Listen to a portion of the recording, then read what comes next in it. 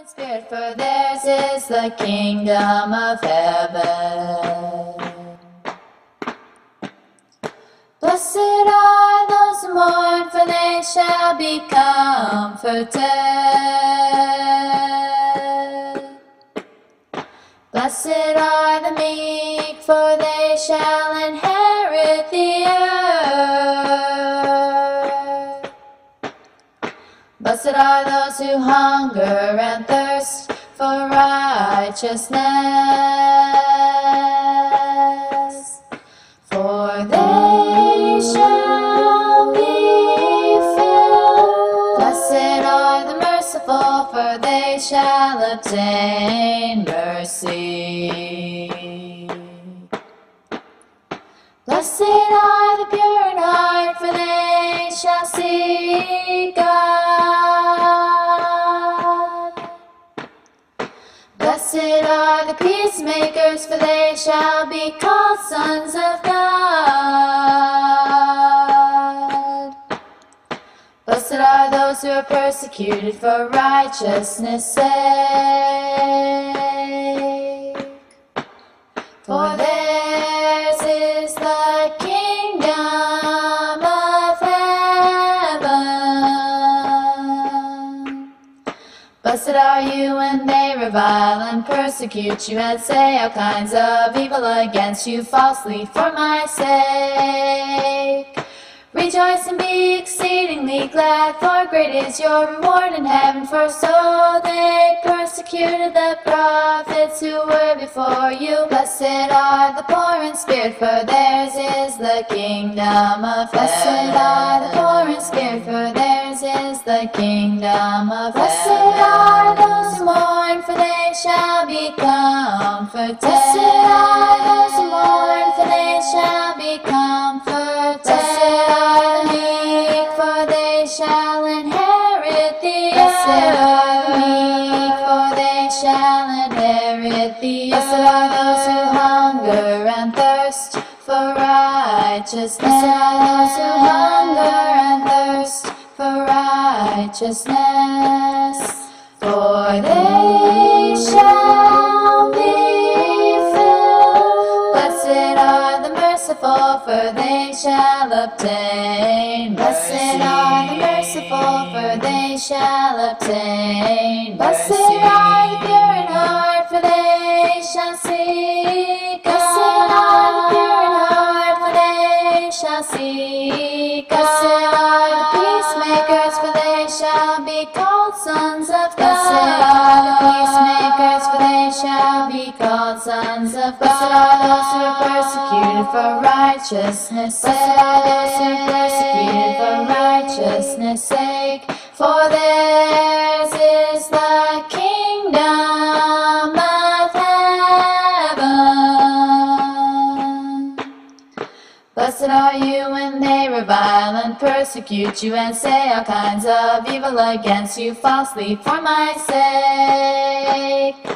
Rejoice and be exceedingly glad, for great is your reward in heaven, for so they persecuted the prophets who were before you. Blessed are the poor in spirit, for theirs is the kingdom of heaven. Blessed are the poor in spirit, for theirs is the kingdom of heaven. Blessed are those who mourn, for they shall be comforted. Blessed are those who mourn, for they shall be comforted. Blessed are the meek, for they shall inherit the earth. Blessed are the meek, for they shall inherit the earth. Blessed are those who hunger and thirst for righteousness. Blessed are those who hunger and thirst for righteousness, for they shall be filled. Blessed are the merciful, for they shall obtain mercy. Blessed are the merciful, for they shall obtain mercy. Blessed are the pure in heart, for they shall see God. Blessed are the pure in heart, for they shall see God. Blessed are the peacemakers, for they shall be called sons of God. Blessed are the peacemakers, for they shall be called sons of God. Blessed are those who are persecuted for righteousness' righteousness' sake. Blessed are those who are persecuted for righteousness' sake, for theirs is the kingdom of heaven. For theirs is the kingdom of heaven. Blessed are you when they revile and persecute you and say all kinds of evil against you falsely for my sake. Rejoice and be exceedingly glad, for great is your reward in heaven, for so they persecuted the prophets who were before you.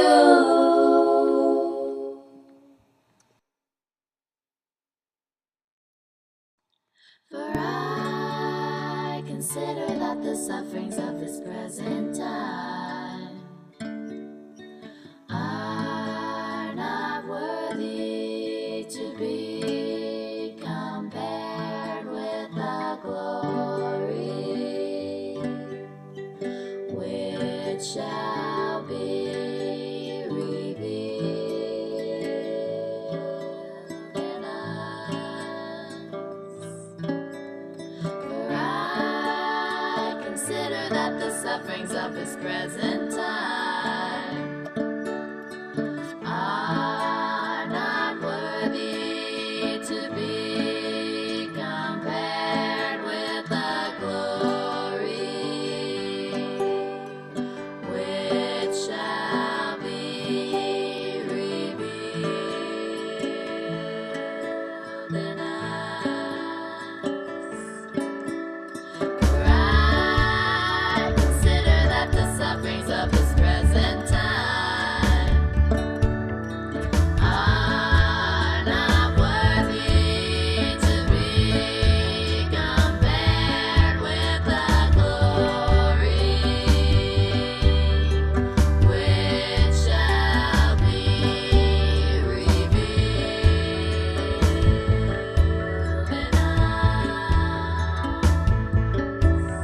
For I consider that the sufferings of this present time are not worthy to be compared with the glory which shall be revealed in us.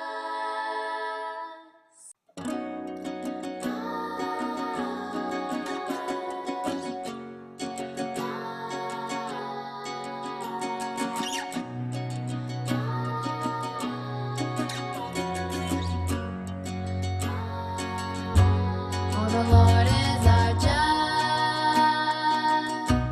the Lord is our lawgiver, the Lord is our King.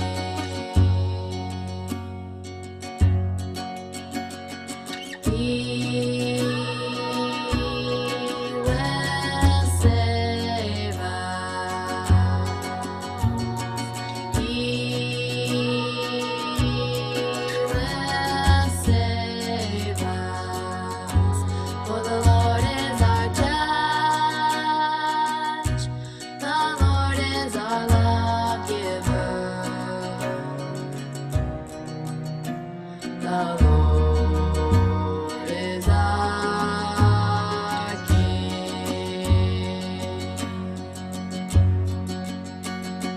He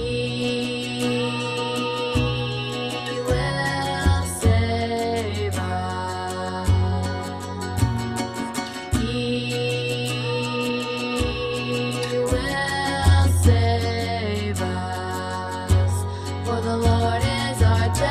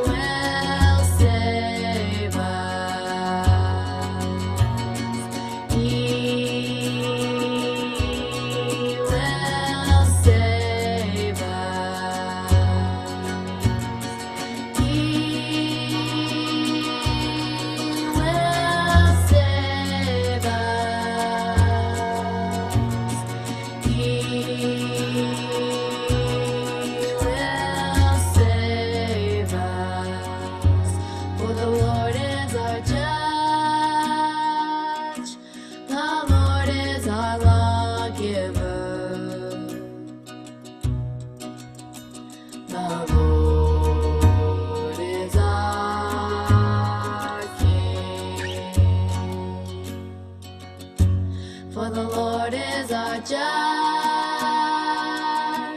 the Lord is our lawgiver,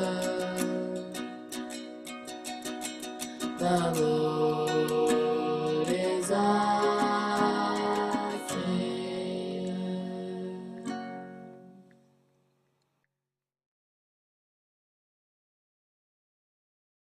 For the message of the cross is foolishness to those who are perishing, but to us who are being saved it is the power of God.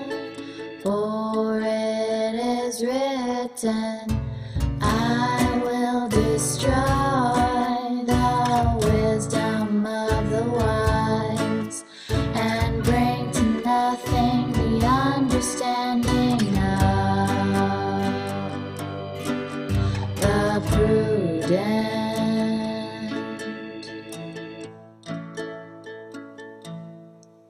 For the message of the cross is foolishness to those who are perishing,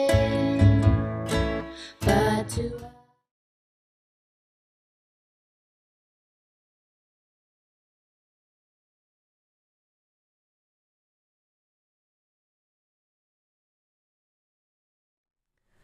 All right, hello everyone. We're here and we're going to take a call that we had just come in. So give us 1 minute. Shawn, it's coming to you. What's up? Is this Brother Todd? It is. Shawn, how's it going? Good, man. How you doing? Good. I was, I wanted to thank you again for a good time with you and your family and all those other folks last weekend or, a few days ago.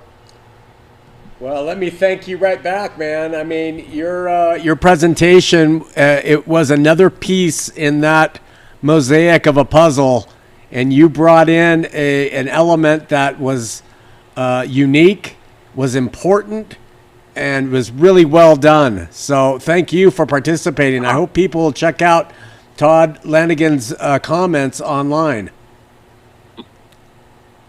Yeah, it was good.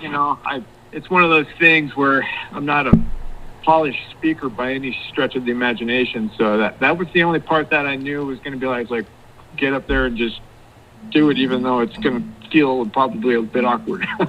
Well, I couldn't tell that at all. But hey, because I have questions for you. You're the teacher that I go to these days. I've tested your stuff and I find it biblical and overwhelmingly truthful and all that kind of stuff. So as usual, I'll call in now and again just as I go through more material, both biblically and the stuff that you've offered to ask questions. So I'm loving this show that you have available as a resource. So can I just ask for some brutal truth, man? Oh yeah, I love it. When you said I'm thick-skinned and I just don't care if I'm wrong. Okay. So having said that, and I'm putting you on the spot, with regard to what I said in my talk, was there anything that you would offer correction on? And maybe you can't remember it well enough because, it was a half hour worth of me blabbing on and stuff. But was there any aspect of it you thought, hey, I think I might comment on that or the other? And if that's an unfair question right now, then I'll leave it alone. Well, it's not unfair. We can't hear you very well. Oh, sorry, I'm grabbing something. Hold on 1 second. Yeah. It's not an unfair question in the least. The problem with it is my opinion of you and others is really irrelevant, and your views may be right, and I have to admit that. So the only comments I will make toward people in views not being right is if they are trying to promote something that I am pretty personally certain is not only not right but also dangerous. And so if you actually got up and started promoting 5-point Calvinism as the truth, I would say, well, I don't agree with Todd at all on this. But any other thing, I really don't ever want to comment, because it's you and it's where you're at, and you may be right on the thing that I might not say. So you said some really important things. You said, I don't think you need a PhD to understand truth. And I thought that was remarkably clear and true, that it's not a matter of education. And I loved how you talked about the alcohol, and you said something so important. You said, ironically, while you were ensconced in alcoholic abuse, you were pursuing God. That is key for people to understand. Yeah. And so those are some of the things I saw that were great. So, but in terms of something against you, no, I don't have anything, Todd. All right. I mean, that's fine. And I appreciate your comments on that. But one of the biggest helps to me, Shawn, calling in on previous shows, was your willingness to tell me I'm wrong. So that's why I was hoping, if in fact there was something glaring that maybe stood out during my talk, I would love to know it so that I could at least test what you have to say about it, and maybe I could rethink it, or maybe come back with a reason as to why I think maybe, you might reconsider something. Yeah, no, I mean, I don't remember anything that you said, quote unquote, that was wrong from my perspective, but, perhaps you do bear some things in your mind and heart that I view as wrong in terms of fulfillment, or in terms of eschatology, or sound biblical exegesis. But on those things, we have to agree to disagree. So even if I think you're wrong, it's irrelevant to me. Well, yeah, and I totally get that about you, and I appreciate that. Nevertheless, I'd love to hear a differing opinion. Well, I mean, give me something that you think that I would disagree with, and let's talk about it. Well, I mentioned it during the panel stuff. Afterward, I felt really want to be cautious about saying something to the effect that Christians aren't doormats for the world. I mean, in one sense, we can be and are, in that we will allow someone to believe whatever they want to believe. But when it comes to other forms of, because, myself included, there's a lot of people out there that have people in family or friendships or something that have gone sideways. And on the one hand, I just see a lot of confusion around what forgiveness means, what loving your neighbor means, loving your friend, loving an old family member, while at the same time not letting them in your life and secure some kind of a place where they can, if they're totally unrepentant about something, and just come back in your life and just keep doing whatever it is they were doing, or ignore a previous hurt that took place. And I thought I did mention something in my talk about boundaries, where we don't have to do that. And we're to love them, and the door's open. But for some reason, that was kind of pricking me a little bit, to make sure that was clear. And I think Grady got a little confused by it too, because I think he thought that I was saying his agape love meant that everybody's welcome in every context available. And I don't think that's the case. I think that got communicated clear enough, but it obviously didn't stick out in your mind. No, but so let me restate what I think you just said in concept. Are you saying that agape love has limitations in terms of certain behaviors, or are you saying agape love has limitations in life, and there's times when agape love is not required or the call? I think the former. Just that it has boundaries. So, I'll use an extreme example where, let's say a man and a woman are in an abusive relationship, and the woman gets out of it, and she loves and hopes that her ex will, get help and whatever, but and he wants back in the relationship, but she won't let him. That's not, a common sense example of agape love. So, but my response would be my response would be that agape love is not abstracted or taken away from that at all. It's very present, right. But it's present in the fact that it is kind and long-suffering and patient. But that doesn't mean you can't separate, and it doesn't mean you can't stand your ground on what's best. It's just, how do you do that? So let me use a less sensational example. If somebody said something about, and I'm speaking to you almost as a counselor right now, if a family member had a pretty nasty disagreement with somebody, and one side, apologizes for their part, and the other side just simply does not want to recognize any responsibility whatsoever, and the family is somewhat separated because of that incident, the person of the two parties, it would seem that the person that apologized would be rightfully cautious and in setting up some boundaries regarding that the offender that remains utterly unrepentant. Would that, but I think that would be a case by case, obviously, but based on that kind of scenario, agape love is not being abused in that sense. No, you're wise as a serpent, you're harmless as a dove. But you realize that there are lines drawn in love, that there are times to not participate, to not speak, like Jesus didn't speak to Herod. And there are times to do things that appear rude, but you're doing them in love. It's the how you do them more than the fact that you have to do them. I would never leave a pedophile with my children. Am I judging him? Yes. Is that harsh? Yes. Is it wisdom? Yes. Am I saying, you effing pedophile, you're a scum of the earth and you're not staying with my children? No, I would say, brother or sister, I love you.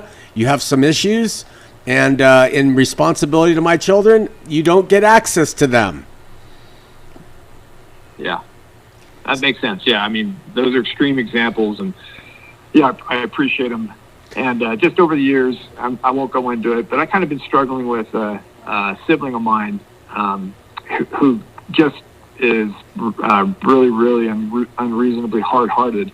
And then, how to where to put those boundaries with regard to communication and all that kind of stuff just gets me. I want to be loving as possible without being stupid for their sake, Yeah. So anyway, it's just one of those things that gets a little convoluted in a guy's mind because the emotions that get kind of. Does it ever? Can I share an anecdotal story I just experienced? Yeah, please. Yeah, I was at the airport, and I was in leadership, quote unquote, fellowship closely with a man in our ward, Mormon ward, years ago, for a long time. And I had close associations with him. I knew him from an LDS perspective. And then when I left the faith and started going after it and such, there were periods of times when I would also see him at the airport and he would not acknowledge me or something like that. I just knew there was tension because of my road. So last week when we were at the airport, he walked up and he just extended his hand. He said, "Shawn, how you doing?" And he sat down next to me. And hand to God, I said, how can I most effectively engage with this man? Because I've tried friendliness. I've tried talking to him about the superfluous things of life, the chit-chat that no one cares about. I've tried all that stuff. Yeah. I've tried sharing the truth on the air with him and people like him. And so I just thought, listen. So he started in and he went down, hand to God, a categorical list of his accomplishments. of how great his family's doing, how wealthy they are, how much money he's made, his positions in the world. And I just sat there, and he kept going, and I did not engage. I just sat there silently. And then after, it became so deadly embarrassing, it became so uncomfortable, that when someone else joined the party, I got up to say hello to them. He said, "I'm going to leave," and he left. And he completely changed. Now, I felt bad about that. I felt like I did something that was rude. I did something that was mean. But the fact of the matter was, Todd, I did what I think he's going to experience after this life. And that is, you're going to be talking about this world and all of your accomplishments, and they mean jack. Talk to me about something real, and if you can't, then I have nothing to say. Hard and unloving as that seems, it was the most loving thing I could do. And I just wanted to share that with our audience who may listen, because I think it's this kind of tough love that is love. And I want to remind you of that as well in terms of what's going on with your brother. Yeah, my sister actually, and it's good to hear that kind of confirmation, at least for consideration, and it makes sense to me. But tough love is not something that a guy typically has to practice. So when it happens, it feels a little bit foreign. I know, it's hard. Yeah, but important. All right, brother, that was good. Can we move on? I don't Yes. want to keep you all day, and I do have a couple more. A smorgasbord of questions if I can. And again, I'm putting you on the spot on all these, but you seem to appreciate impromptu. Yeah. So Matthew 23:13, it says, "But woe to you, scribes and Pharisees, hypocrites, for you shut the kingdom of heaven in people's faces, for you neither enter yourselves." Is kingdom of heaven synonymous with spiritual Jerusalem in that verse? Yeah, kingdom of heaven, kingdom of God, spiritual Jerusalem, to me, New Jerusalem, all the same. Okay, that's helpful. I just some of these I like clarification on. Yeah. And I'll try to be.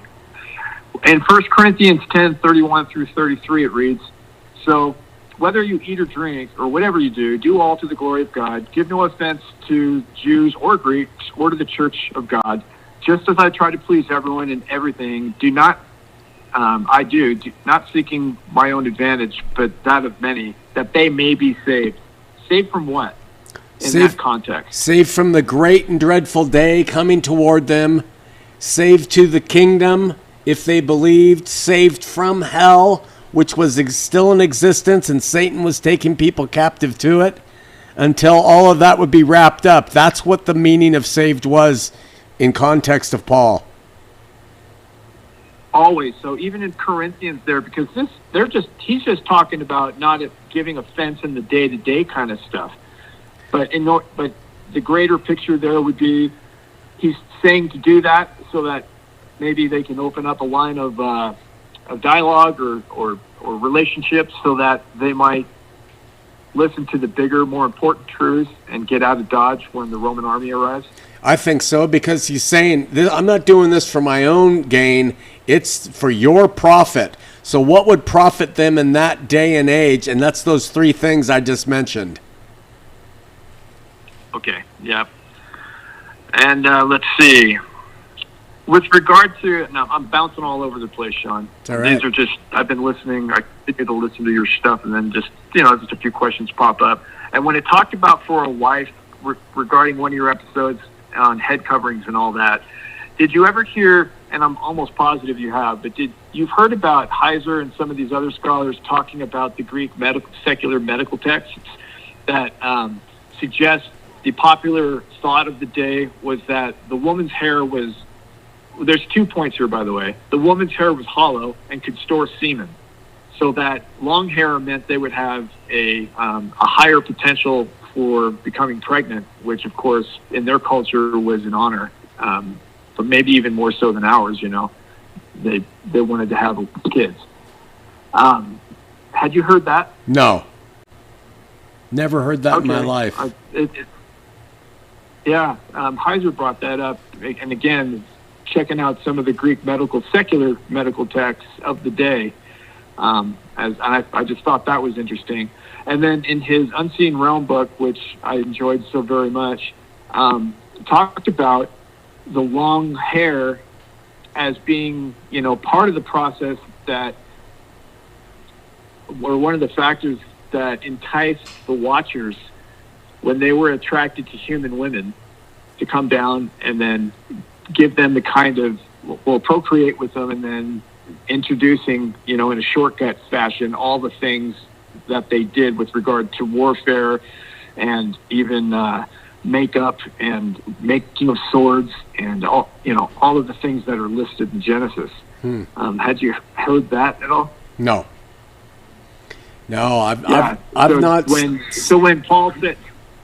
When Paul says something to the effect of "cover your hair for," and he makes reference for the angels.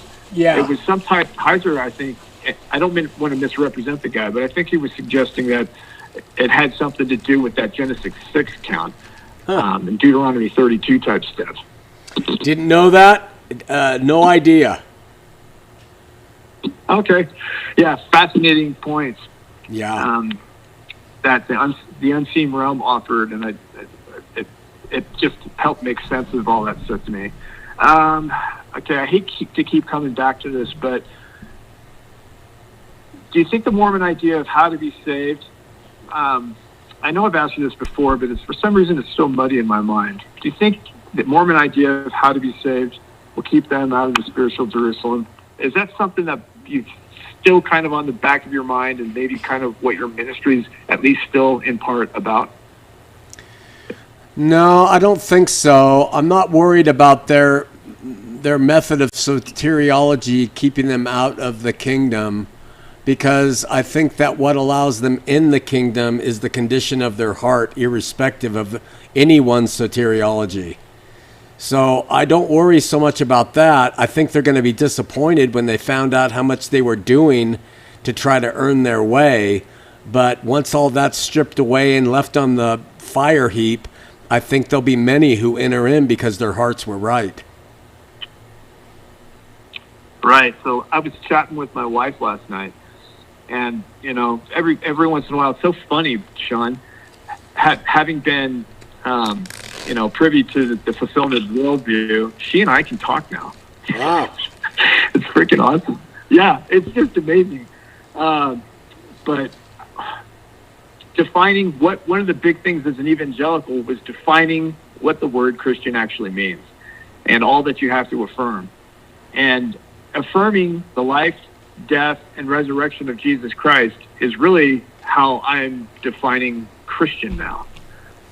And praise God. Someone who affirms that, and I think you're on the same page with this. I am. Somebody who affirms that is Christian.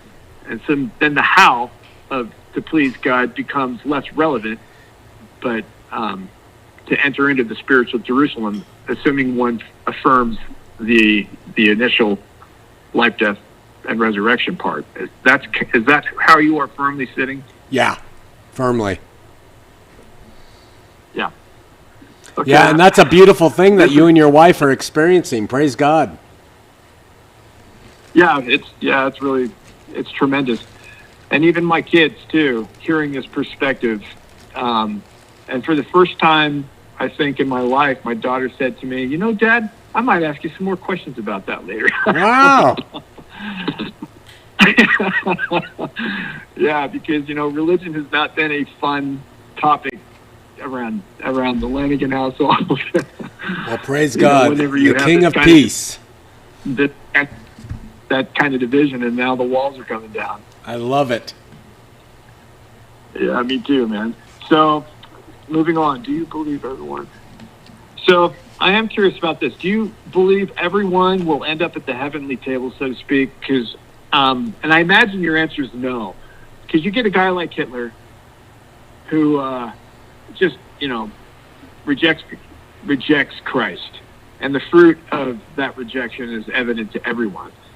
So then a human being like that would never probably repent. But I've heard you say some things in the past where it seems that you think God will get to everybody, and I just don't know what context you're speaking. Can you clear that up for me? I think in the minimal, God will have the victory where every knee will bow, every tongue will confess that Jesus is Lord. That's the ultimate victory that God will have. Now, whether people like Hitler or whoever choose that to embrace it is another story. And I don't think that we can say he has the victory because he demonstrably outwits and beats everybody. I think free will is paramount. But in the economy we've got that God has set up relative to how we're made and how he made angels and devils and all the rest of it, I think that his victory is that everyone will bow the knee. And then what they do with it will remain up to them. Okay. And do you think, like, I haven't read The Great Divorce in years and years. Do you think somebody's acceptance... Well, let me get a little more nuanced and weird, maybe. Hitler, I imagine, exhibited kindness toward those within his immediate circle. Sure. He might have even given, and he might have even had maybe, if I can I'm just going to use words generally speaking, he might have had love for some in his immediate circle. Sure. Ava and Braun. He might have even given good gifts to those in his immediate circle. But a guy that, okay, let me ask a tougher question. Is that kind of goodness, where does that come from? Is that not even definitionally goodness? Would that be really just a form of narcissism or selfishness because it merely makes him feel good, and the fact that somebody else benefits from that is irrelevant? Well, I don't know if we can determine that last part, Todd, but I do believe that the point to focus on is that Hitler could do good. I mean, come on. You watch, mafia, terrible mafia men who love their families. So human beings are capable of doing good. The question isn't, the good that they do is relative to this realm. What's that quote? It's a sad thing that Hitler hated Picasso.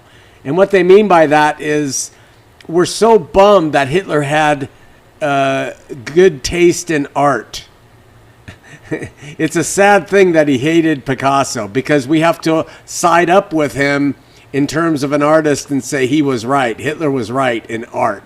I don't agree with it, by the way, but that's an old phrase. So the good is relative to this world. I mean, the criminals pay their taxes. Is paying taxes good? Yes.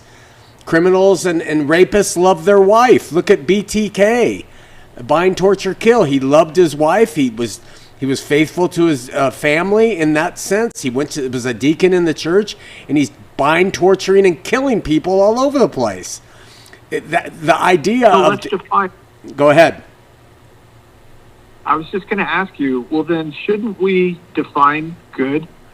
Because it seems you would have to, at that point, consider the motive behind the good before you could actually call it good, which is something I always struggled with regard as an evangelical, with whether or not somebody wants to call themselves Christian or even love what they were doing. If it was contrary to the Word of God, as I defined it at the time especially, what they were doing could really be considered not loving. Hitler giving gifts to his kids would be him wanting to feel good about giving gifts to his kids, or not that he had kids, but I'm just, you know what I'm saying. Sure. So then we'd have to put attach a different word to it. Yeah, I agree. And really when it comes, so maybe we're using the word good too loosely. Well, we may be. I mean, if you're talking about like theologically, if you're talking about the extreme ultimate definition of good, I think we do use it terribly. And I think you're right. When I pull up to a freeway exit and there's a man with a sign saying, I need money, and I give him money, I feel good about my benevolence. but it's all self-interest. It serves me. So, the reality is good. It has to be captured and defined according to the circumstance. To me, the ultimate good is the good that is selfless, and it does the will of God and how he will do things over everybody else. That is good. That's how yeah. Well, let me back you up on that a little bit. Okay. Because, and I hope you don't mind me getting a little weird here. No, I love it. With this conversation. All right, good. I would suggest to you as a human, we are contingent beings. And in a very real sense, hang with me, there's nothing we can do that is selfless because of our contingency by nature. Everything that we do, whether it's good for somebody else, the natural consequence of that is receiving in oneself some form of a benefit, either in the form of a feeling or a reciprocating thank you from somebody else, and that feels good. So everything we do results in some form of self-service. God, in my opinion, is the only being that can truly be ontologically selfish, and it's because of his ontological makeup. He needs nothing, so everything he gives can actually go one way. Am I going too far with that? So how this applies then to you giving to a homeless person would include more than just like you said, it just benefits you. I would suggest it doesn't, because if you are, while at the same time living your life in loving obedience to Yeshua, then the giving that you just did now is, by a definition of good, that is theologically centered in Christ.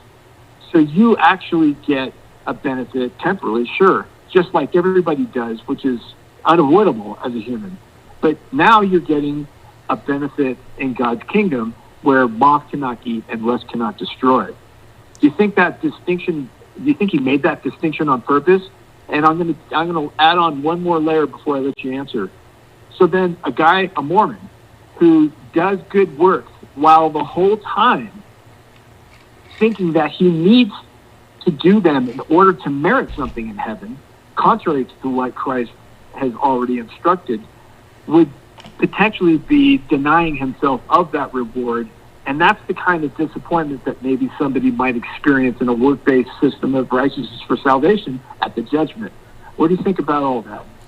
Okay, so first of all, I go back to the great commandment that we love God with all of our heart, all of our mind, and all of our might. And that is truly doing good. If it is not wholehearted, whole mind, whole might, then it is self-serving. And your point is right. Contingent human beings, we do nothing that is selfless. But that's why my definition of love is selfless, sacrificial, and insufferable. Because those three elements make that love, when it is true from the heart and uninfluenced by any other factor, is a human being selfless. And it can only come by and through total allegiance, love, devotion to God. So I agree with... if a Mormon... Go ahead. Sorry, I didn't mean to cut you off. This is the distinction that has always bothered me. Can somebody in a religion, now understanding that they've already heard the distinction between a Joseph Smith version of Jesus versus a biblically centered version of Yeshua, and they cling to the former, do you think then that now changes even or more responsibility in their rejection for the good that they think they're doing? They're actually maybe heaping up, I don't want to say condemnation anymore, but they're just not they're not getting the reward they think they're getting. Yeah, I would summarize it as that. They're going to be surprised at how little all those actions really meant to the living God or to their eternal place with him. Absolutely.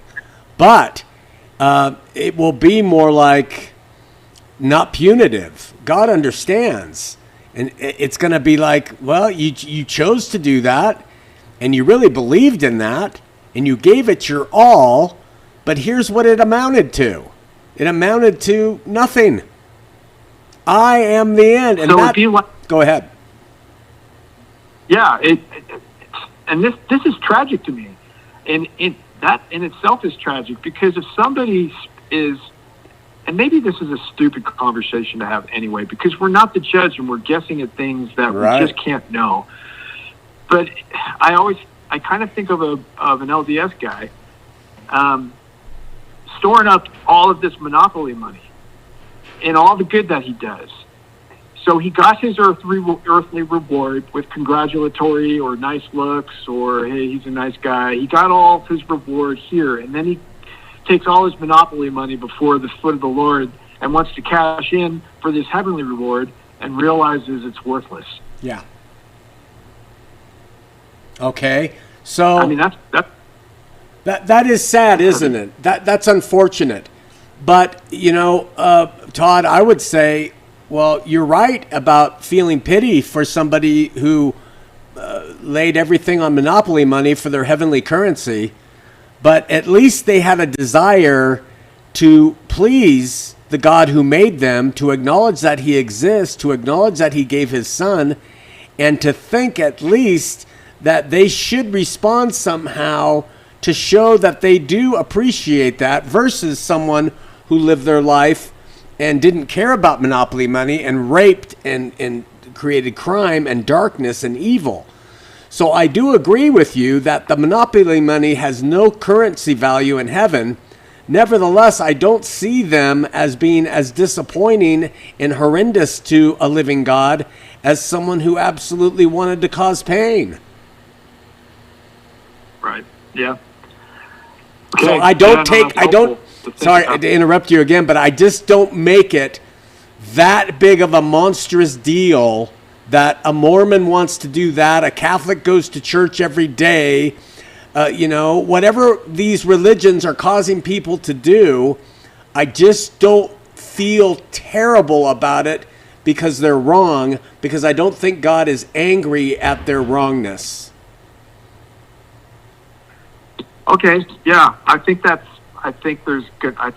fair. I just also see on a very temporal level, like there are people out there that are fall into the category of textbook narcissists. Yeah. And textbook narcissists do nice things for people solely for personal gain. Yeah. They manipulate and act in such a way so that they can gain some form of advantage. And it's that kind of equivocation that I can't help but think about when an LDS person potentially is doing something good with full knowledge of the biblical Yeshua and rejecting it at the same time. So then they're falling into a category of goodness that would be closer to a narcissistic definition than a biblical one. Well, again, the heart is everything, and the narcissistic heart will be revealed out of God's love for them, so they can see what they were made of. But in the same token, I just don't know if how much those elements are in every walk of life. Even the Christian community, the narcissists are just as plentiful as they are in the Mormon and the Calvin side. So I just don't know about how much we really understand everything, how much grace and mercy there is in anybody who at least looks up and says, I know you're there, I believe you're there, I think you sent your son. I want to have mercy toward those people in this world, give them more of a benefit of the doubt, not equivocate over doctrine, bring peace, and then let his Spirit bring us all to better understanding. I 100% agree with that. And you please understand, I'm just asking you these questions. Oh, I know. They rumble around in my mind. Yeah. I'm glad for them. I'm not creating division. Yeah, I'm just hoping for a little bit of clarity, and then I'm not running around telling people you're not going to get anything. I don't believe that. Yeah. First of all, I just wondered if you thought about these things and how this ultimate judgment might play out.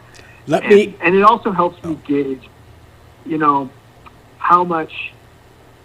I mean, I just want to be led by the Spirit, but I wonder if these considerations are worth voicing in conversation. But I'm not. I don't expect an answer for that, because being led by the Spirit, if that comes up, then it comes up for a philosophical consideration. Great, but it would depend on the context of each case individually. Yeah, exactly. I agree with you that we can be led of the Spirit to act in ways that will be beneficial to the LDS folks who have built their castles on sand. That's what happened to me at the airport with that guy.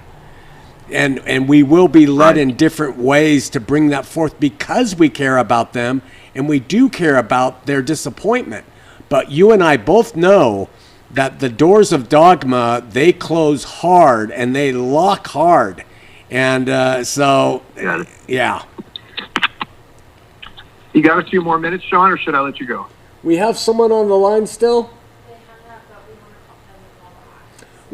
Someone called, but they hung up. Please call back. But please, when they call back, Todd will call our time. I'll let you know, but keep going. Yeah, that's fine. On one of your shows, I heard you say something about Immaculate Conception, and it confused me just a little bit. Let's see what I write here. Please explain Immaculate Conception. As you said, I thought you said you don't believe in something about it because from the Roman Catholic viewpoint, maybe is what you were talking about. It's the conception of Mary in Roman Catholicism. Rather, the Holy Spirit overshadowed Mary, and she conceived without intercourse. Is Roman Catholicism making a distinction there? Do they have a different version of the Immaculate Conception? Yeah, different than what most people think. Mary was conceived immaculately, and that's what the Immaculate Conception speaks to. It's not talking about how Yeshua was conceived. Okay, maybe that's the only consideration that was going in there. I'll leave that question alone. Your understanding that the Holy Spirit overshadowed whatever that means miraculously formed Jesus in the womb, and the Roman Catholics try to tie that to Joseph somehow? No, the Roman Catholics tie it to the conception of Mary herself. That Mary was conceived immaculately by her parents.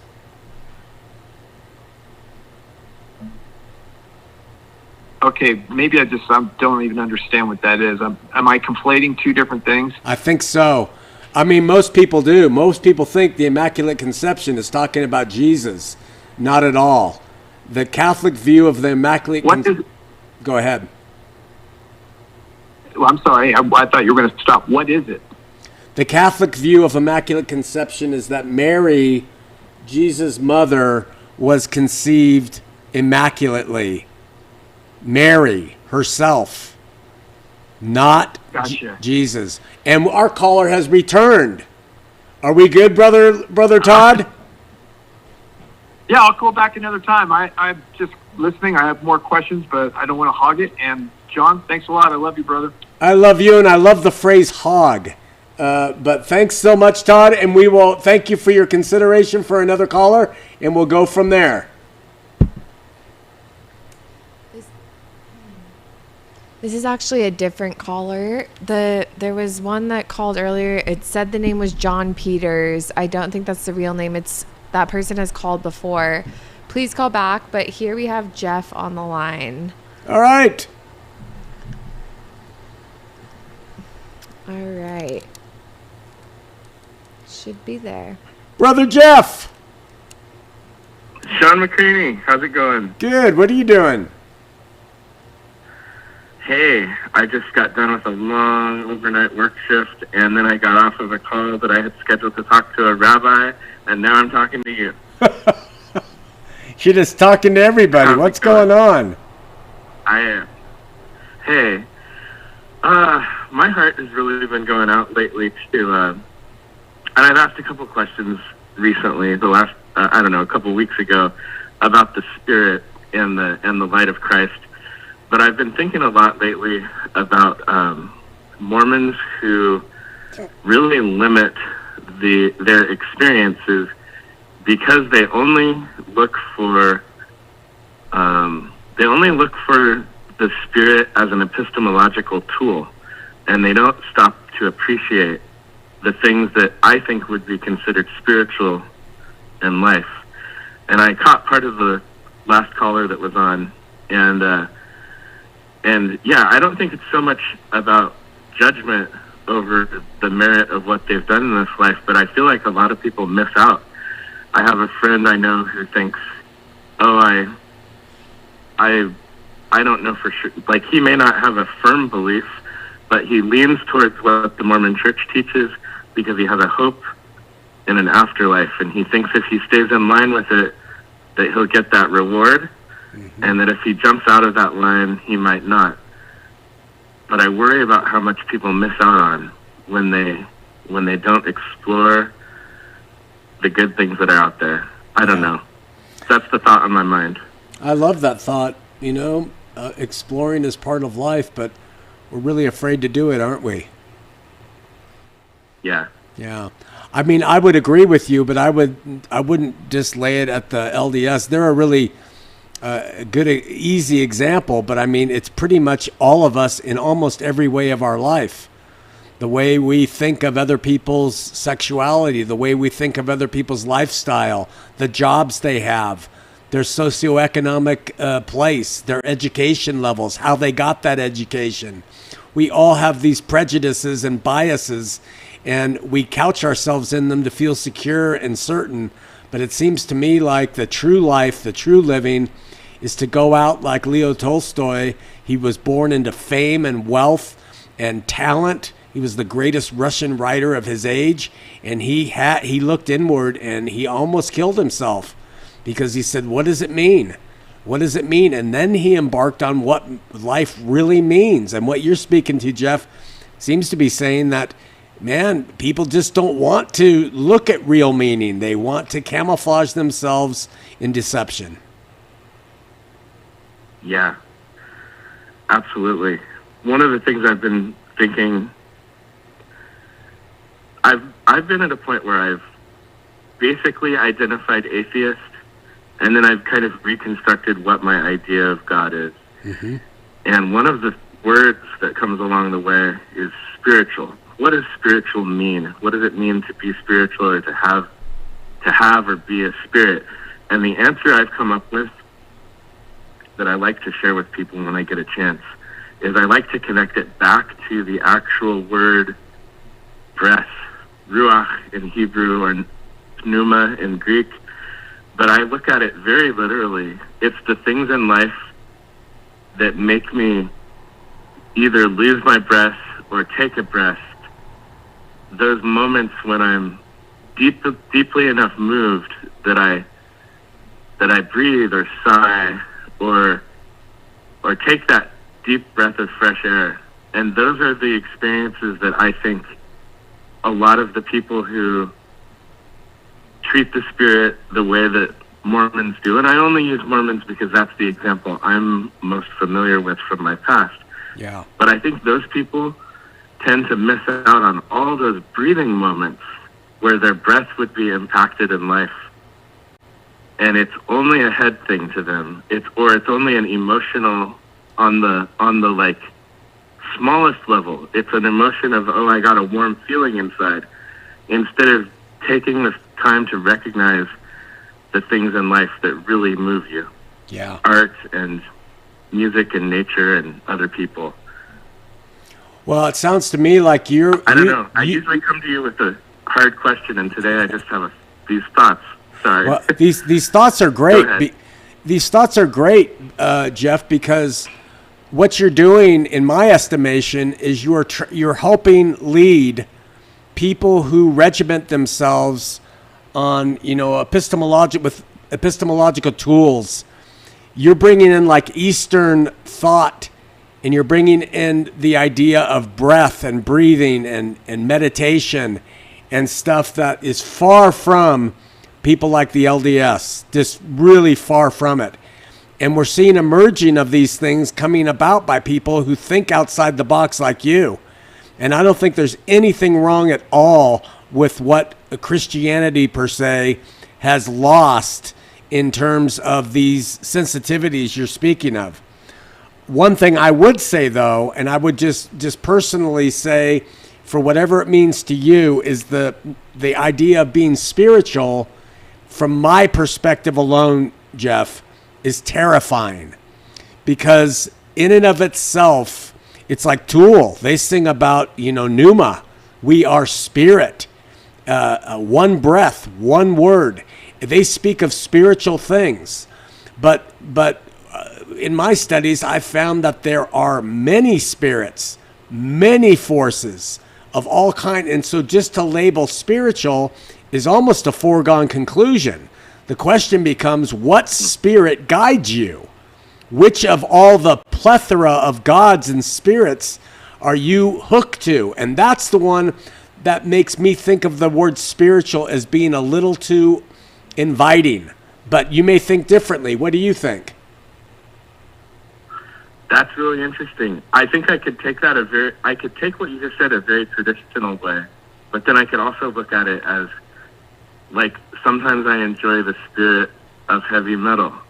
Uh-huh. And sometimes I enjoy the spirit of life and love. Mm-hmm. And those are different, but they're still connected to breath. There's still things that move me, and I'm not saying heavy metal is bad. I love heavy metal. Just using that as an example. Mm-hmm. Are the things that you focus on as your passions, as your motivators in life, are they worthy? Are they the things that you want to spend your spiritual energy on or not? Right. Is that discerning between the spirits? Yeah. And I think you're bringing some really good stuff to the plate, because I too relate to all the different spirits in different ways. And there's sometimes when it's metal, and there's sometimes when it's breathing and nature and film. I agree with you. And those are all gifts I think the Spirit has given man, and religion has caused us to turn from them. Religion has made us shut them all down, when this life should be lived, it should be breathed, it should be appreciated. And so I think you bring really important ideas to the table, Jeff. Thank you. And I guess I should say, too, this sounds very, for the things I've said in my life, this seems more Eastern. I hate to say more New Age or something like that, but I want to say epistemology is important, too. Yeah. To me, it matters what's true and how I reconcile what I believe based on the evidence and the experiences I've had. But the typical LDS way is to call this thing the Spirit and to treat it like an epistemological tool, when I think it's a broken epistemological tool that doesn't point to truth. It can point to truth. I mean, a broken clock is right 2 times a day, but it also sells the Spirit short as well. It's both selling epistemology short and the Spirit short at the same time, and confusing them. Yeah. And I think both things are important. I do too. I have a question for you. How do you determine what the spirit of whatever you're enjoying, how do you determine if it's worthy of pursuit with the time that you've been given for your life? Wow, it's a good question. Well, first of all, I would say I think we have a certain amount of time in this life to live, and that we shouldn't feel guilted if we don't spend every moment of it in the most positive thing. Like, we're here to partially to enjoy life, and it's okay maybe to watch a movie or to tell some jokes or to go on a hike, even if it's not helping to feed the poor every day or something. Right. But I think that there's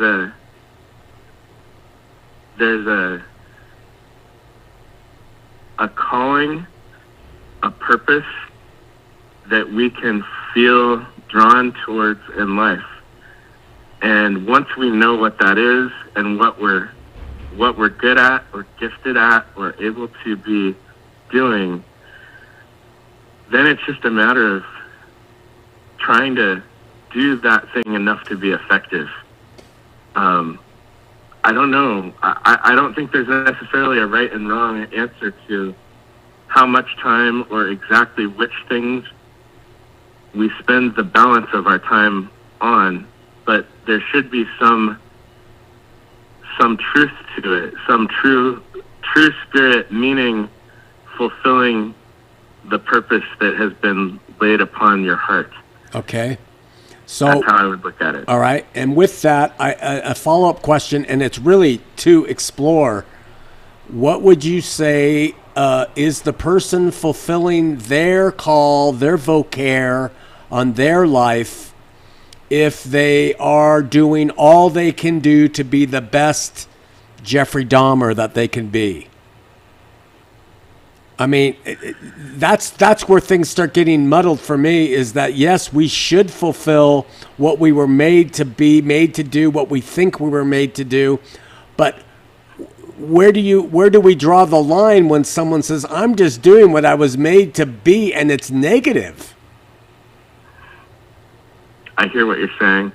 So this is something that, this is actually something that comes up a lot in the Talmud, the Jewish Talmud, because it's a document where they analyze different situations and they tend to examine extremes. They'll take a look at some outrageous situation in order to analyze the ethical principle that they're actually trying to hone in on. Okay. And so by mentioning Jeffrey Dahmer, you've taken it to an extreme situation. Yeah. And I would say that can misconstrue the answer, possibly, if it's not taken in the right context. But if I were in his shoes, however hard that is to imagine, my name is Jeffrey, that might help a little bit, I guess.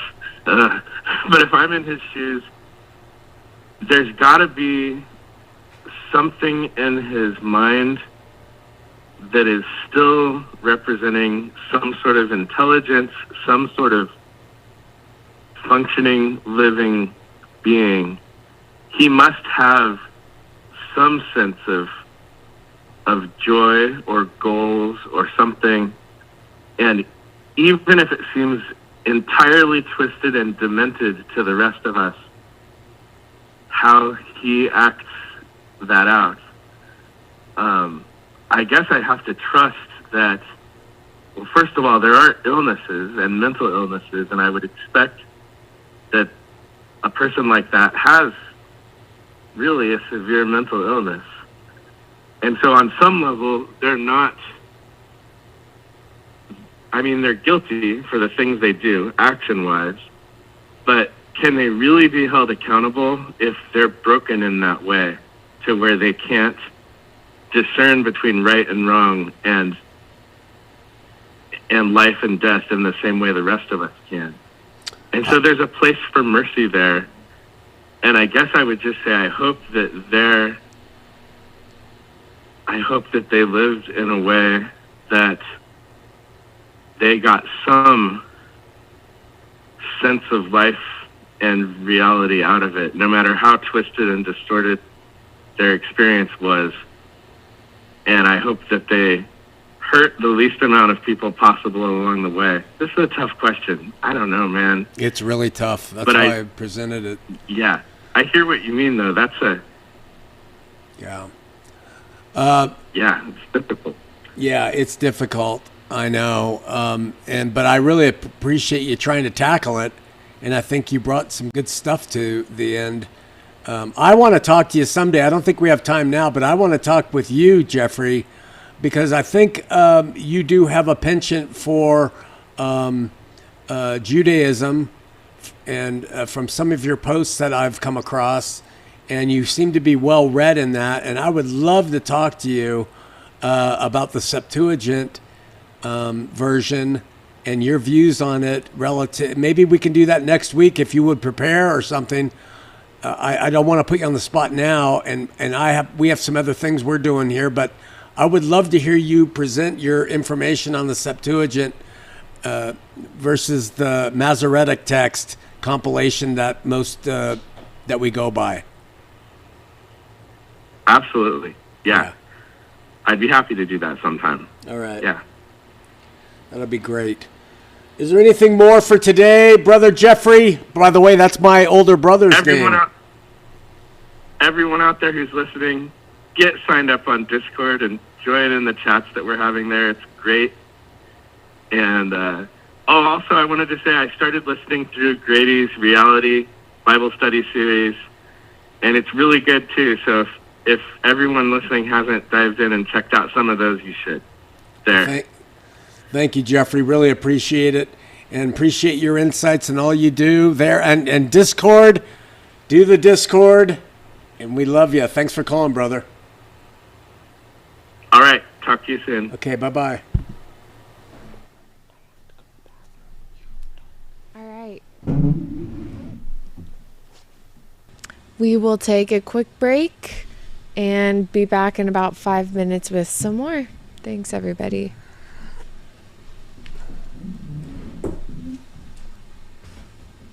Message of the cross is foolishness to those who are perishing, but to us who are being saved it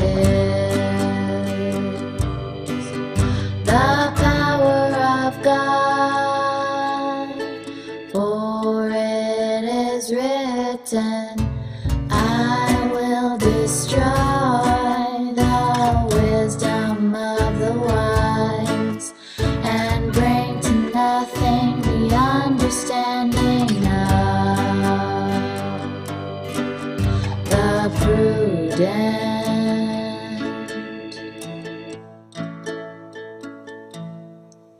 For the message of the cross is foolishness to those who are perishing, but to us who are being saved it is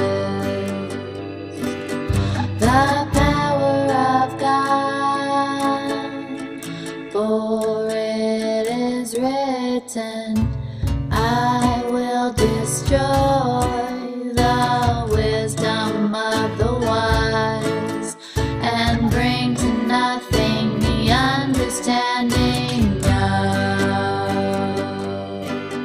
the prudent.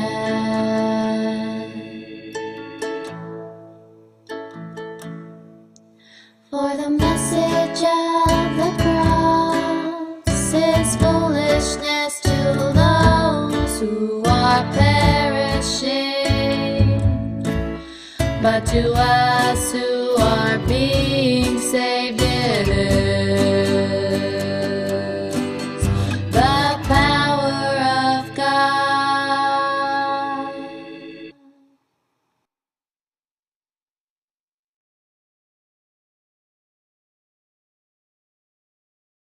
The shadow of the cross was growing to his judgment day.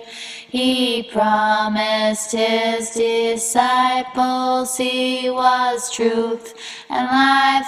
The way he said, I am the vine and ye are the branches. He who abides in me and I in him bears much fruit, for without me he can do nothing.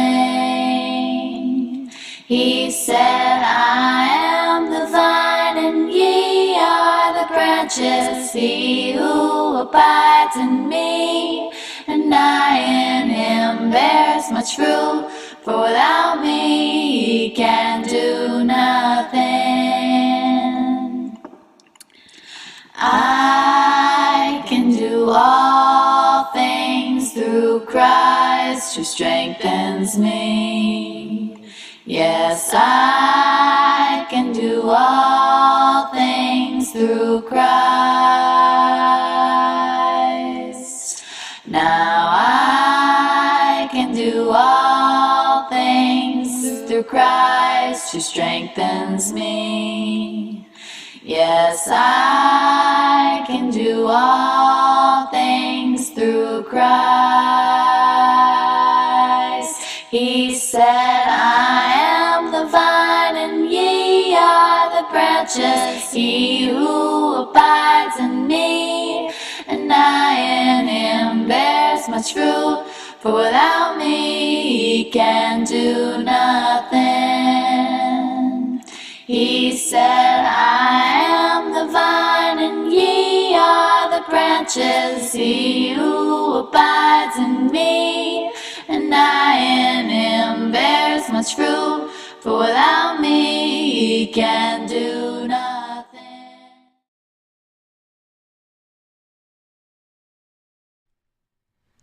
Okay, we're back. Hey, everybody. Hey, everybody. We have one question from Discord that I wanted to read. Claire is asking you, does Shawn think that if Yahweh had tried to teach him about his mercifulness 10 years ago, that you would have been as receptive to it as you are now? It's a good example of the perfect timing of Yahweh and how he works with us where we are. Yeah, I think it's a great question, Claire. I think Yahweh has been trying to let me embrace mercy since I was young, and I have chosen my way and my will over his. And it wasn't until his long suffering came through at the right moment when I was able to see all that he's been trying to get me to see. So maybe that tells us how he works, is that he's giving us notes and hints and things along the way, trying to reach us. And maybe all of those things aren't meant to cure us, but that the cure comes right at the exact moment when everything coalesces into that moment where you realize you've been wrong. So that's a great question. I appreciate it. Yeah. All right. There's a few comments on the Peace Initiative conference videos. No questions. Everyone's very supportive. But maybe I can read a few sentiments and it can lead us into just talking about the conference a little bit, and then we'll wrap it up. Okay. So give me 1 second. Lots of thank yous. Stephanie mentioned she agreed that Sarah's talk on doctrinal pride was very enlightening and heartfelt. Sterling is mentioning that all the participants experiencing God's life-altering effects in their lives. God's invisible, but that doesn't mean that he's unperceivable. The speakers once got a sense of God, and they have been experiencing him or her ever since. God introduced and familiarized him or herself to them. They obviously recognize the presence of God in their lives, in their soul. The previously miscomprehended or unknown God became knowable reality for them. Good news, which corroborates and buttresses the great news as well. And It's good stuff. Otherwise, yeah, I thought that otherwise everyone's just leaving supportive comments saying thank you. But I thought that kind of encapsulated, a good description of what everyone talked about. Do you want to say anything about the conference? Yeah, I was blown away at the kind of Sterling's talking about that, is how without planning or strategy, Everyone came forward, and yet we hit on similar themes in different ways. That was so beautiful to me. And from different lifestyles, we don't know what everyone believes beginning to end. It's not necessary. And I thought that coalescence on Friday and Saturday was remarkable. A few thoughts. One, Dr. Larry, who spoke the night before, he showed the liberality he has in his mind about the things of God when he said, I believe that there are many ways to God. I challenged back when he said that, would you agree that those many ways, though interpreted differently by us, are all because of the victory of Christ? And he says he does. And so that's a nuanced position that needs to be understood, that from my understanding, and I could be wrong, but from my understanding, the victory God had allowed for all the different representations through Muhammad, through Buddha, through all these different leaders, if they are bringing forth similar ideas about peace, love, truth, faith, harmony, it all stems from the original source, God with us in Christ, and it allows us as Christians to have patience and kindness with people who identify that source differently than we do. Does that make sense? Yeah, it does. The other thing I wanted to say is I did have a hand in one person's contribution. It wasn't strategized, it wasn't manipulated, but it was something I felt that was kind of significant, and I want to bring it forward. Kimberly, she had planned an entire musical speaking presentation, which I'm sure would have been beautiful. But I've learned really hard lessons about the divisive nature of art and in music. And it's like poor people who come in here, they're surrounded by my art. They're forced to look at it. And musical presentations vary to each person. If I've heard it once, I've heard it 100 times about people who put on long musical performances, worship that goes on for 45 minutes, and the types of music and the stance of music. And so having all that under my belt, I took her innocent approach to wanting to share her testimony, her view of things through music, and I had her cut it short. And it threw her into a tailspin, I think, because she wasn't prepared for it. She had prepared a lot to do. And I said, why don't we just do that one full number and then wrap it up with the end number? And so she had to rework all of the things she said. And I feel badly about that. But at the same time, I felt it was necessary. That was manipulated by me. And but it wasn't personal. She's very smart and very articulate and a wonderful artist and beautiful musician. The fact that we had two LDS men come up and accompany her was an absolute success in my book from where I sit now. And I thought the whole thing was beautiful. Sorry to belabor that, but I had to get that out. Yeah, I was very much involved in that as well, and contributed to the maybe emotions of it. Like I had a lot of feelings. Yeah, Delaney had music. a visceral response to it, Yeah. which I didn't. I'm sitting in the back. I didn't know that you were feeling that from her upbringing in evangelical religion. You know. Yeah, it was just an interesting and difficult challenge, and really it was just probably essentially just mishandled by me, who was organizing the conference, to not talk about that sooner with Kim when I knew she would have music. But I thought she handled it really well, and she handled it like a champ. Yeah, like a total pro. But it did bring up the question of just it, like it made me wonder, like, why is it okay for like, what do words do differently than expression? Like, words take a certain element of culture out of the content that music doesn't. And it just made me think about that, like why words are okay. We can say whatever we want, and we're about the liberty in saying it, but in expressing it a certain way, it became an issue. Yeah. There's something to, and we haven't talked about it. I mean, you should pursue it with your mind, Delaney, but there's something to music being a universal language where the words are then, I'm saying this gently, manipulated. Yeah, to make you feel a thing about the words. You feel a thing about the words that you wouldn't normally feel if they were just spoken. Yes. And that, now I'm not saying Kimberly was manipulating. She was expressing her heart, and that's what musicians do. Yeah. But there comes a place and time where there's a fine line. Yeah. I mean, and so many factors play into it, including volume, rhythm, repetition, dissonance. Like they can be like it can be an actual tactic for manipulation. It is an actual tactic, and it's an actual tactic.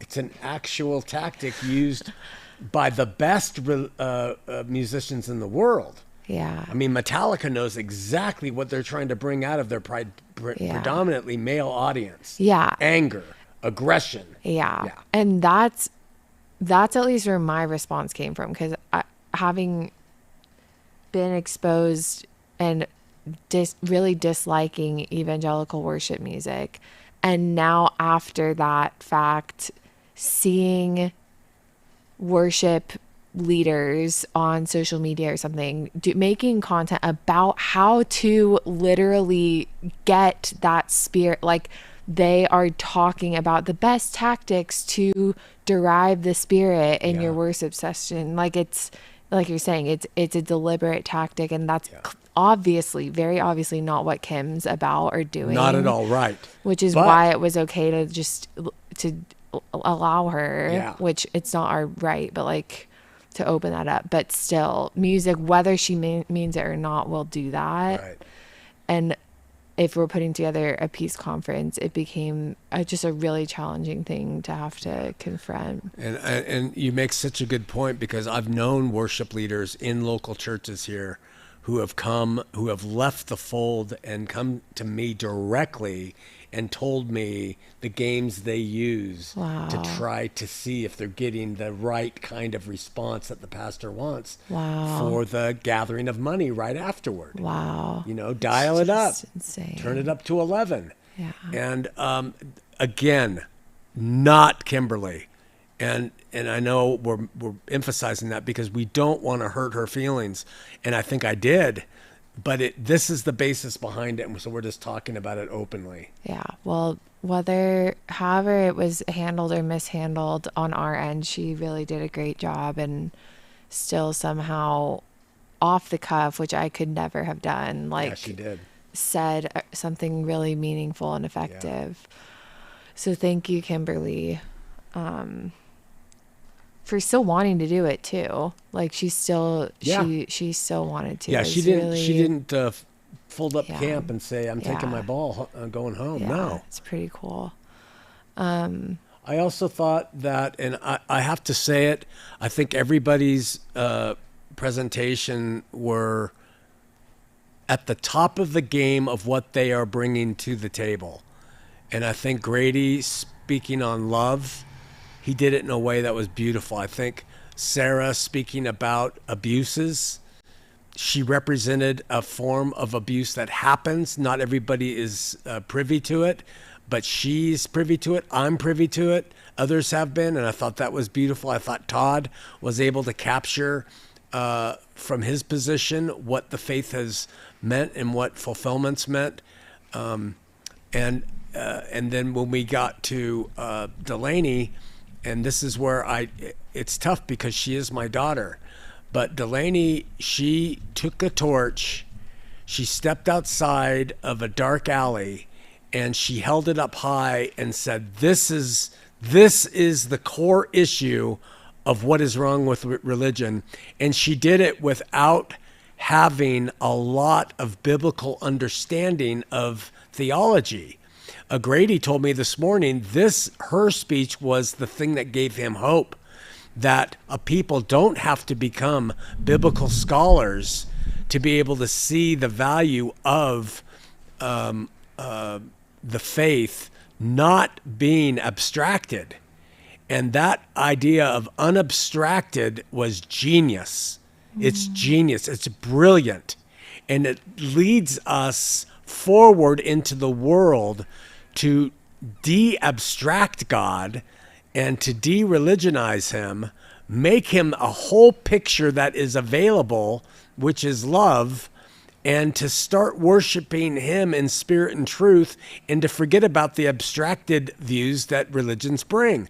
And whether you caught that personally or not, that was what was said. And I cannot, I said it with prejudice. I was looking forward to hearing what she would articulate because I know her mind and I know the work she puts in to try to figure out what the hell is this thing and how does it have application to people who aren't steeped in it like all of us who spoke are. So I'm sorry to belabor that, but that had to be said. And who else spoke? Did I miss? A lot. Sarah. I mentioned Sarah's. Oh, Sarah, Larry, Todd, Grady. Oh, Danny. Danny, I wept when he said, I could visualize, he made so many good points about, he had a religious experience while a Latter-day Saint. Get over it. That happened to him, and I did too. It was a roadside. I was still a member. Get over it. You don't like it, too damn bad. But then Danny went on to show how his hubris as a Mormon melted in the face of a true seeker, that homeless man in McDonald's. And that just broke me when the man didn't even look up. And Danny said, "What are you studying?" And he said, "The Messiah." It was just so beautiful.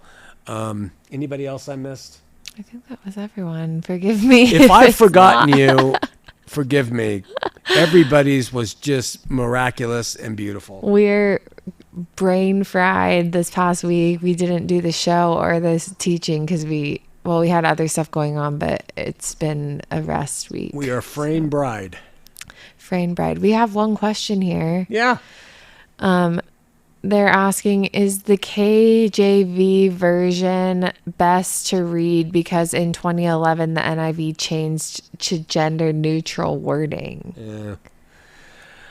I don't, my stance on version of Bible is read the Bible you'll read. Use the Bible you'll use. If you buy a brand new King James because someone says it's the best and the only and you won't read it, then it's not worth a damn, is it? I read every kind of Bible and I have favorites. The NIV, changing that, whatever. The world's gonna continue to do their things. I think the ESV is good. I think the RSV is good. I even think the Amplified is good, even though I think it takes great liberty. There's a lot of great Bibles, but just read the Bible that you can best understand and don't worry about everybody's criticisms. All right. We encourage you to tune in to the Heart of the Matter. Well, before I say that, thank you for saying what you said about my talk, at least. You're so welcome. At the conference. It means a lot. The Heart of the Matter coming up this Tuesday will be going to be important. Really great. Yeah, it's going to be an important one. Yeah. And we're announcing a change that I think you guys will agree with, and I think it's in harmony with where we're at right now. Yeah, where we're headed 2025. Yep. There's a lot of things to come. The conference really was a launching point, it feels Absolutely. like. So, yeah, I think I don't have anything else to say. Do you, Dad? Yeah, I just want to wrap it up by saying whatever you are, whoever you are, wherever you are in your walk, non-walk, disbelief, faith crisis, honoring God, fully and totally love you as you are. We preach victory of God over this world, and you are part of you're a recipient of that victory. And just know that from our perspective, we love and care about you no matter who you are or what you believe. And we believe that that is the great news in action. Agreed. Want to answer one last question? One last question. Sorry, guys, we're trying to wrap up. But did Jesus have long or short hair? Most Mormon pictures of Jesus portray a white Jesus with long hair. Okay, first of all, he wasn't white. He was a little Jewish man, and so he was going to be olive complected. The Catholic Church is believed to have effeminized him and given him the long hair to make him look more meek. That he didn't have long hair, as that wasn't the custom of that age. But who knows? And, I don't know if it really matters. Read Don't F with Jesus. It goes read Don't F with Jesus. It gives you kind of a closer picture of what he probably looked like. Yeah, it's a book that Shawn wrote at thegreatnewsnetwork.com. It really does a good job of just unpacking how we understand Jesus's physicalness, or everything that has to do with Jesus, but that part in particular. Yeah. Okay, shall we wrap? Let's wrap. Thanks everyone for tuning in. We'll talk to you soon. Goodbye.